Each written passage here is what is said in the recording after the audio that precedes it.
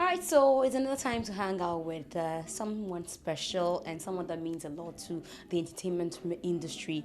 And today we are hanging out with a gospel sensation. She's based outside of the country, and you see her on social media, beautifully dressed all the time, from an event to the other, which is not really particular of gospel musicians, but she has gigs almost like every Sunday I see her. Well, she gets to tell us more about it. Donna Antwi Hamilton is. You wrote me off, but God called me in. I may be down, so you say I'm a Minim Yamia, Majinadi, or come me win, means Rodom share. Would the mechi, I'm bound to win. In Tisha, no shemi bium, cause I'm a work in progress. This is home, so I come unannounced. And that's was I come PR and as and when necessary. I see. So you come unannounced. You come to visit family or you come to do business. Well, both and more. So visit family, do business, do ministry. Yeah, family, business, ministry. I see. But I thought you were okay, extended family, of course. I was going to ask that. I thought you were out there with family. Yes, family, my nuclear family and some of the extended family is there. But when I say family, and my mom is sometimes here, so when I come in, she's here, I go home. I've got aunties and uncles, and I've got friends who've become family. Like I've got very good friends. You must love Ghana to be coming that often. I absolutely love Ghana. I never come to Ghana for holidays because Ghana is never a holiday. Like today, I came to see a friend and I'm here talking to you. So Ghana is never a holiday, but I like the adrenaline, when it comes and I'm running from here to there. Like when it's quiet, I don't like it. So I work under the pressure. I see. But when was the last time you put something together? That was last year, January last year. And this year too, we'll do another one. You do another one. What's been the response been like? Oh, it was great. It was amazing. It blew my mind. It was the first major event I had, say, single-handedly or as a ministry done on my own. And the National Theatre was packed, and that was overwhelming. And so that's the Donna Hamilton experience. Yes, that was experience with Diana Hamilton. It was overwhelmingly amazing, and so we're looking forward to a bigger, better, much exciting one this year. You're looking for another edition this year. Yes, are we seeing another definitely. International acts joining you? And we'll see. That's letting too many cats out of the bag. We'll give it as and when I choose to bring out. Okay, so let's go back. Let's dwell on that a bit. Last year you brought Sunny Oposu, yes, and I know he's a Nigerian gospel artist, very big in Nigeria. Now, there's been complaints by gospel musicians here in Ghana that we have given too much attention to what is not as ours, especially to the Nigerians. So we have Sinach on the radio, we have Praise, we have a lot of names who are mostly Nigerians. Do you share in that sentiment? I'll tell you this. I am called an international artist because somebody gives me the privilege to be on their radio outside Ghana, and that's because my music get played on a Nigerian radio, on a South African radio, on a Kenyan radio, on a UK English-based gospel radio stations.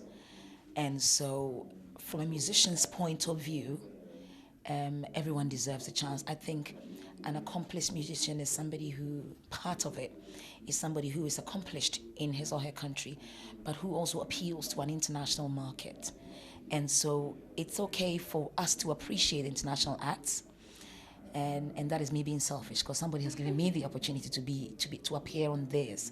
Saying that, I also feel that the nation needs to also recognize their own and give them enough exposure, enough opportunities, more opportunities. So I am on both sides, if you get what I mean. I'm a Ghanaian UK-based artist, and so if somebody has given me the chance to shine outside the country, we need to give other people the chance to shine. But we also need to treat our people well. Now, still dwelling on that a bit, and the complaint is, how come we get to play their songs here, but it looks like our songs do not travel that length? Maybe that's because they've positioned themselves well. Maybe they've marketed themselves well. They didn't, I don't know if they walked up to Ghanaians to give them the songs, but all they did was put a song on YouTube or make it available on their pages. They made themselves very visible. I am meeting you for the first time, the second time, but prior to that, I knew you on Facebook. Do you get what I mean? You put yourself out there for me to see you. And so people have worked. I think they've paid their dues. They've positioned themselves well, saying that somebody gave them the opportunity. And so people need to be given the opportunity. But when you're given the opportunity, you need to grab it with both hands. You can meet a musician who will tell you, I am not interested in social media. For me, when I go to church and I come back, I'm okay when I minister in my church. Okay, when you do that, then expect your church to appreciate you and remain there. But if you put yourself on social media, somebody gets to know you. If you put yourself out there to be noticed, you will be noticed for all the good reasons, if you get what I mean. And so I bet they've done their work. But I would say you guys have to also give people the chance to shine as well. I'm trying to be, play on both sides. Play on both sides. We can do that locally, but how do we get the international media to appreciate that there's this artist in Ghana, they sing so well, they do good gospel music, so let's invite them. Say to Nigeria, say to South Africa, say to... So you didn't invite Sinach by her first song? You didn't invite Sinach because of her first song. She actually did work. Sinach had been on Christ Embassy's platform for years. And so she paid her dues. Okay. Everyone else is working. But in this ministry, and I call it ministry, is the timing of the Lord. Miss G, it's okay to call you Miss G, right? What I pray to God for is for help. Is for people to direct me, to be able to have somebody who will say, Diney, if you do it this way, it'll work. Somebody who will tell you this is the... So recently, a radio station in Kumasi needed me to give an endorsement. And the guy said, you can record it on your phone. And my manager, who is into radio, said, no, we need to buy a recorder that will block out every sound. And it has this foam thing on top of it that you could be standing on a park, but when it's played on air, the sound is great.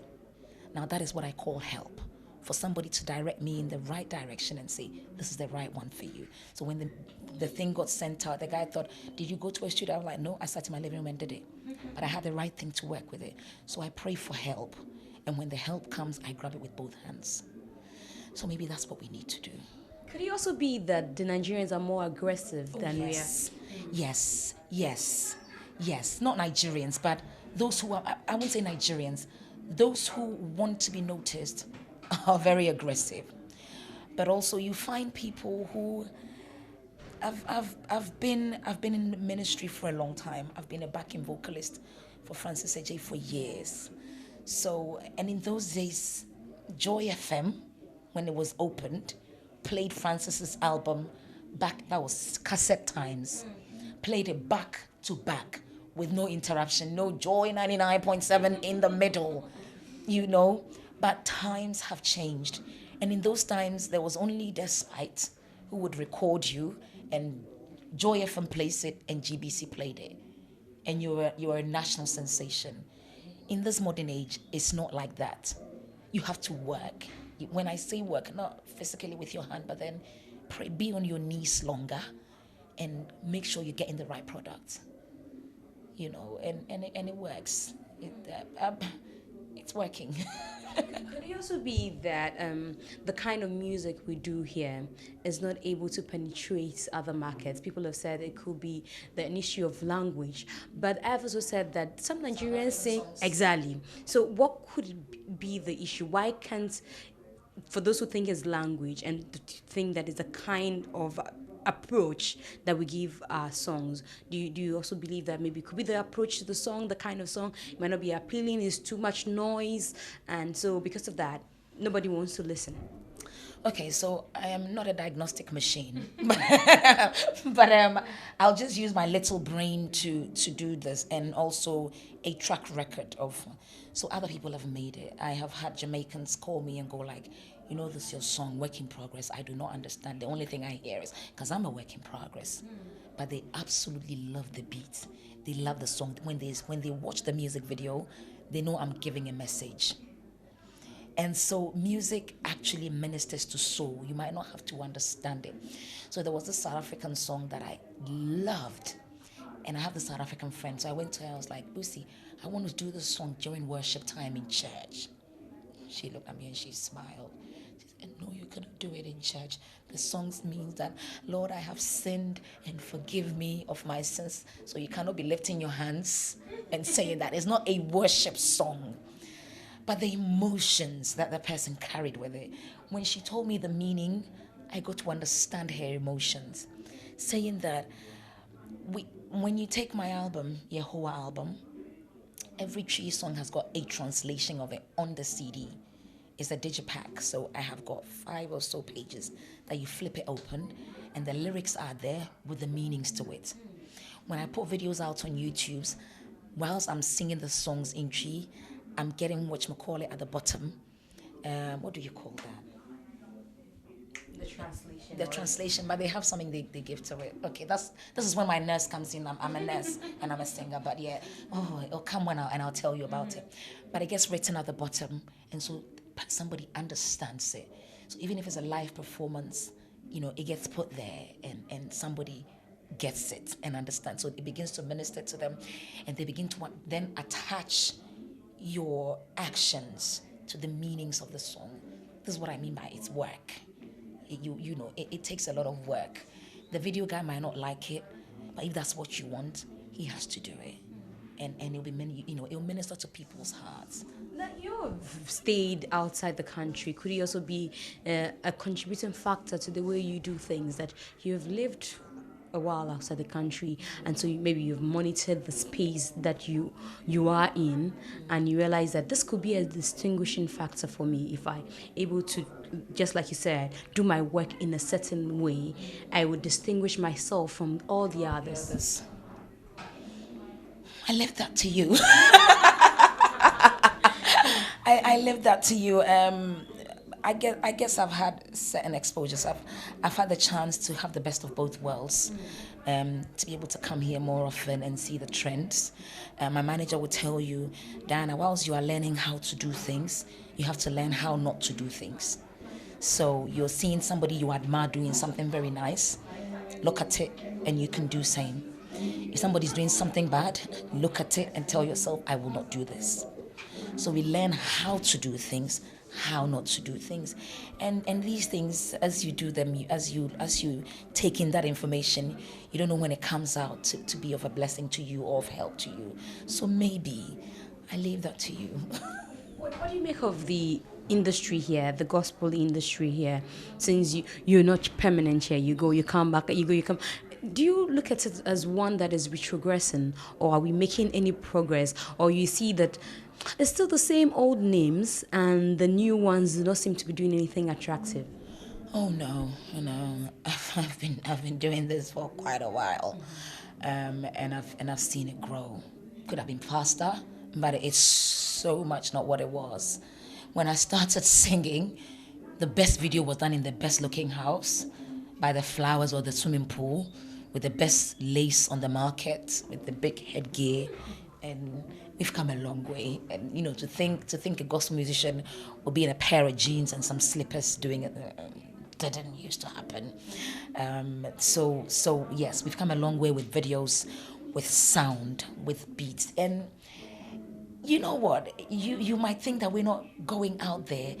Maybe some people are out there, but they don't even know how they're blessing others. Obviously I've got friends who aren't Ghanaians who you would not think that they listen to music, from Ghana, and they might do a Snapchat or do an Instagram and they're singing. You're like, oh my goodness, oh wow. So it's not as bad as it is. Saying that, the grass always looks greener on the other side. I'll tell you this: the Nigerians think that Ghanaians help their own. When I hold concerts in the UK and people flood into the auditorium to be there, they go, it's because she's a Ghanaian. They don't even know that it's because there are other nationalities in there. And they go like, hey, you people, you get your people, then they support. But this is us sitting here thinking, so for us the grass is greener there, for them the grass is greener here. If my song is being played on Premier Gospel, it's because somebody's doing the work, and someone else sitting on the side is also thinking, ooh, Ghanaians are great. So we shouldn't look down on ourselves and feel that we're not being helped in the right way. But that also said, you guys need to help more. I see, but is it expensive to get the attention of people, especially even locally, and even when you have a good product, promotion, putting together, is it expensive? Could it be that financial constraints? Yes. Oh yes. It's a lot. It's a lot of money. To be honest with you, you have to love this job to do it. You have to absolutely love this job. I always say this when I get woken up in the middle of the night and ask Diana, nursing, music, what you want, I'll take music. Not because it puts food on the table, but because it brings me satisfaction. It's what brings me joy.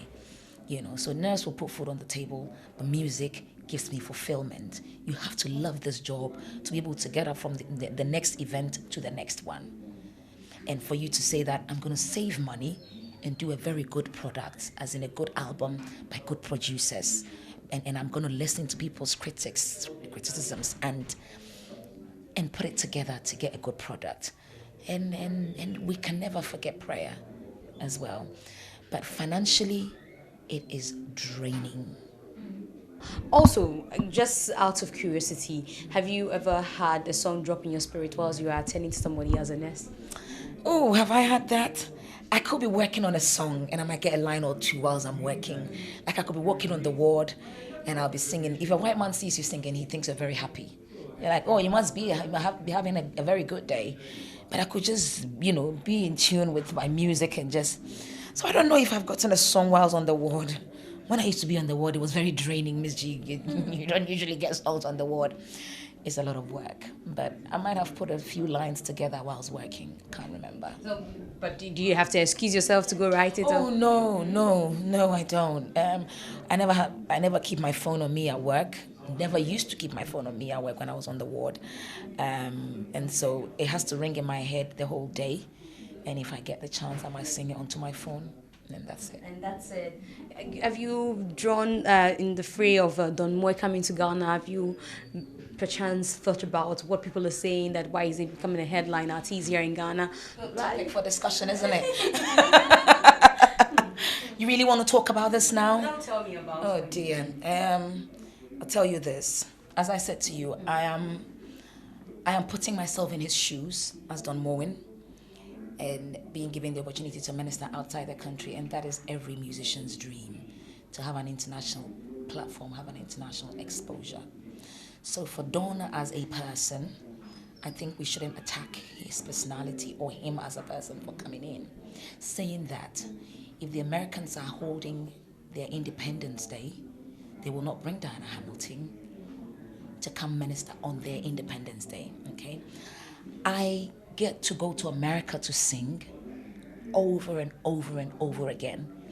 And it will hurt my feelings if I hear people saying, why have we got this girl here? Why have we got Tasha Cobbs? Why have we got this?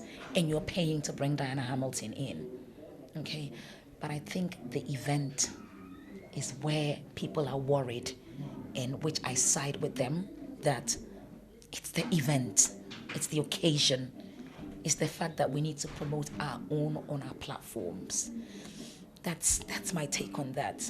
So let's leave Dawn out of this, but let's handle the organizers and say, if you haven't made any commitments, go back to the drawing board and maybe give your people a chance.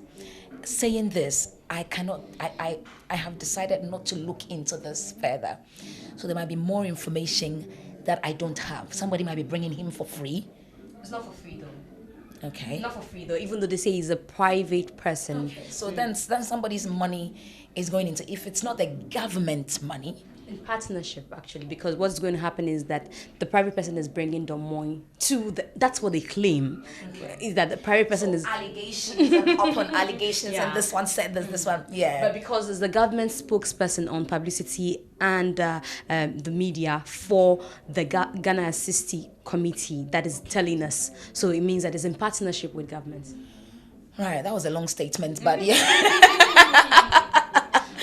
Yeah, this is Ask every Ghanaian musician, every Ghanaian minister, every Ghanaian singer.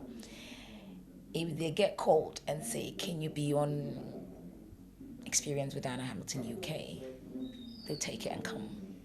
Or if they're being given the right amount of money, if the conditions suit them, because you want to have an international exposure, it does help. International doesn't have to be UK, it can be Nigeria, it can be Togo, it can be anywhere. You get to see something else, you get to learn something. And so we Don Moen is not wrong. But if the organizers are using huge monies to go bring him for this particular event,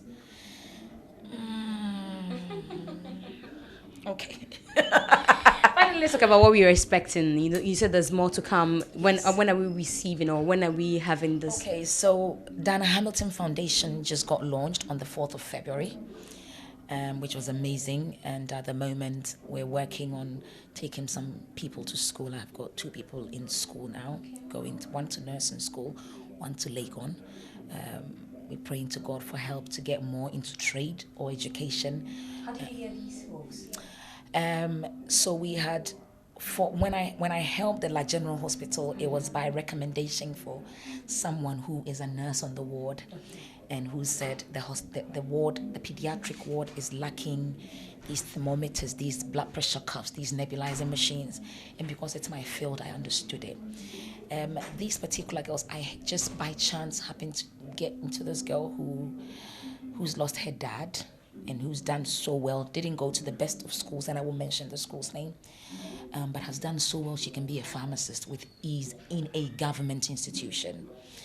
And so that's how smart she is. And I just feel, okay, she needs to be helped, because, if I hadn't had education, maybe I'll not be sitting talking to you, because I obviously might not be able to speak English. And so I just feel that some people need to be helped. And so whilst I was helping this girl, one of my team also chanced on another. And she is good. She can go to a nursing school, not private, government. And so that's what we did. We have a zillion of that on the table, but I'm learning to crawl before I walk and then think of running. So that is the Donna Hamilton Foundation. And then the experience with Donna Hamilton is coming again on the 13th of May here in Accra, the National Theatre, and then on the 7th of May in Kumasi at Tech Noost. Great time. We're praying to God for a much bigger, better. So you're going from Accra to Tech now? I'll do Tech first, because that's the 7th of May, and then Accra will be the 13th. I wish I had done it the other way, but the National Theatre is just, Jesus. Yeah. So that's where I got. And so we'll do Kumasi first and then come to Accra. I see. So the song is when are we releasing the album you're telling us about? You said this year, so I'm just wondering when exactly this year. Okay, no, I'm not releasing an album this year. Work in Progress is still selling. Yes. Why do I have to rush to release another one? But even mentioning work in progress, I've been asking myself, are you still work in progress? I thought you were work in progress long ago. Oh no, he's only just started with me. Sorry. God has only just started with me. Greater is he that is in me than he that is in the world. The word of God says that no eye has seen, no ear has heard, neither has it come into the thoughts of men what God has in plan and in store for us. So what you're seeing now is only but the beginning, So I'm constantly a work in progress. He's still working on me. It might look good now. Okay, so you go and look at your old pictures, and those times you felt very hip. Now you look at it and think, oh, what was I thinking? Yeah. So years down the line, you're going to be thinking, ooh, you were right. It was good. It was excellent then. But now it's okay then, because you're doing something bigger and better. And that's what the word of God is saying, that greater is he that is in you. And what God has in store for you, you ain't seen nothing yet. You want to do a freestyle of that? I'm even tempted to ask how you came by that song, what the inspiration I know, that song had to come out.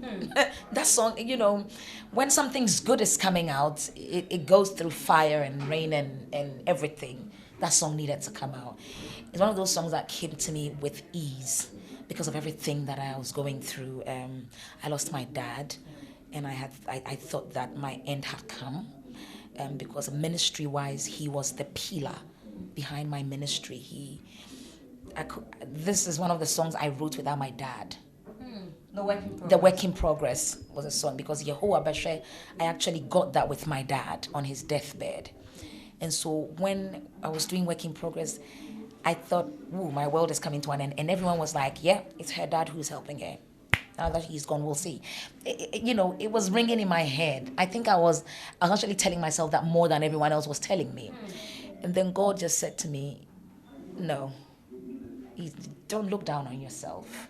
Don't judge your future by your present circumstance, because greater is he that is in you than he that is in the world. The human being, the man will look on the outward, things, but God sees the inside. So when people are writing you off, God is calling you in. So you can leave them to talk, you can leave them to do whatever they want to do, but you're a work in progress. Yeah. When he's done with you, you'll be a refined gold. And that song, the lyrics just came. I never knew I could speak Tree that much, but we did.